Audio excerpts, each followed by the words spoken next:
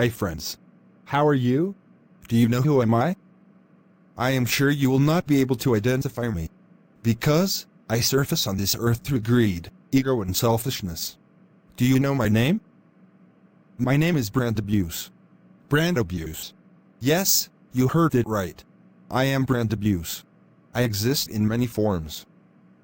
2 years back you learned about Brandabuse through one of my videos.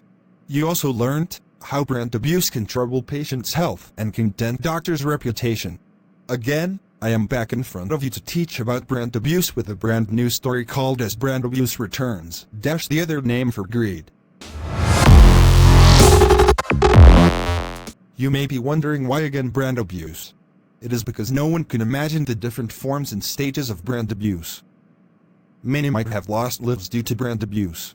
Many patients might have experienced worsening of their health due to the adverse drug reactions.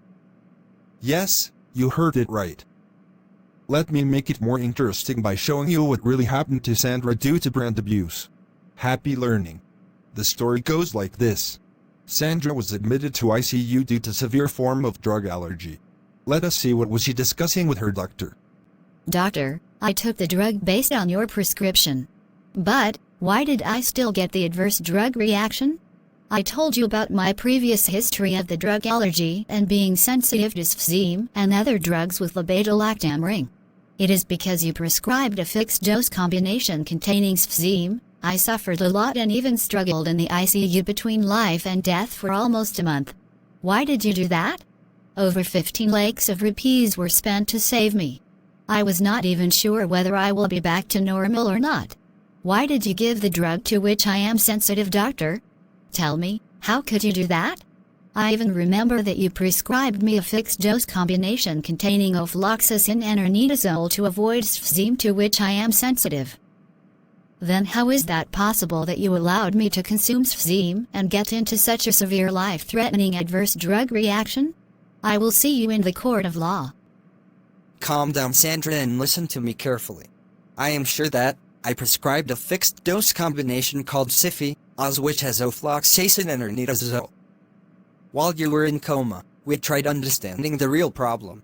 After prescription, you purchased the 50% of medication from our pharmacy and our pharmacist issued the correct formulation with ofloxacin and ornitazole to you. You took correct medication while you were in our hospital.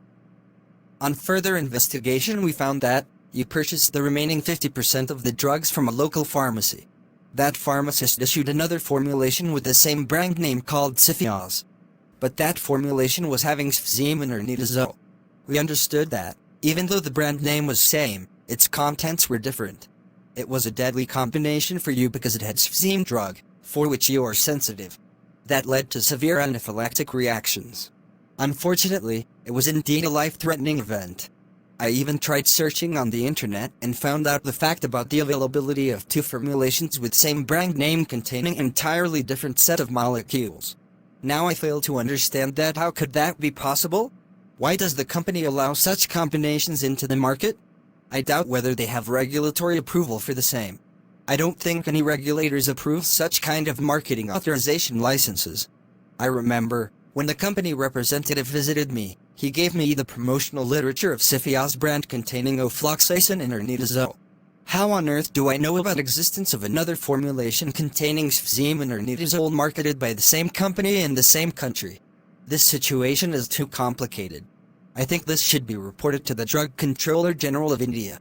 If you want to file a case in the court of law, that is fine for me. I even suggest you to do the same. Because I wrote both the brand name along with the generic name. I think the pharmacist should have verified the generic names before issuing the drug with brand name PVPI. He could have been more careful while delivering the drugs with same brand name and generic name. Yes, doctor. I now understand. This matter needs to be reported to Drug Controller General of India for proper action. I will file a case against the company and wait for the judgment and even want them to compensate for the losses incurred. Sandra filed a case in the court of law. After a series of arguments between lawyer, doctor, pharmaceutical company, hospital, pharmacist, and Drug Controller General of India, the Honorable Judge of the High Court finally understood the real problem and passed the judgment. What was the final verdict? Let us go to the court and see. We have heard the case in detail and decided that it is a clear case of brand abuse, where we observed that the company released two products with same brand name, one fixed-dose combination with brand name Cifiaz containing Sfzime plus ranitazole, and another fixed-dose combination with same brand name Cifiaz containing ofloxacin with ranitazole.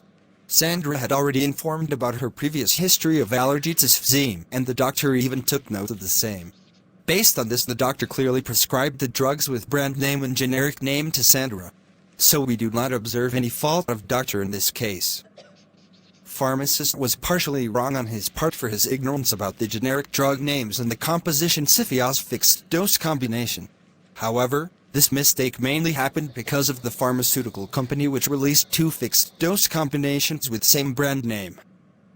We have also sent the information to Drug Controller General of India's office to conduct an inquiry into the case and investigate the root cause of such brand abuse. The company is ordered to compensate the hospital expenses and pay for the damages caused to Sandra's health.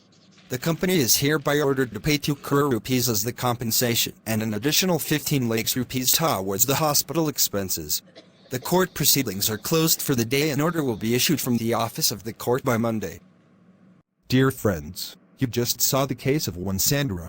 There are so many other Sandras who are about to experience adverse drug reactions. So I advise you to do good things and care for others' health.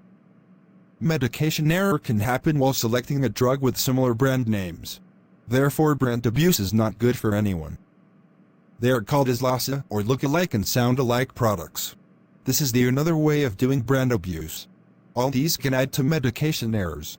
Such errors can be life-threatening, or even fatal. Companies should work towards a broader goal to make this world a better place to live. They should not get into brand abuse-like activities, or they should not release products with brand names which are looking alike or sounding alike with another popular brand. Hope all of you understood the problem and will take preventive measures to avoid brand abuse. Otherwise, I will come back again to tell you more such stories. Hope you will not give me a chance to come again. Take care. Bye-bye.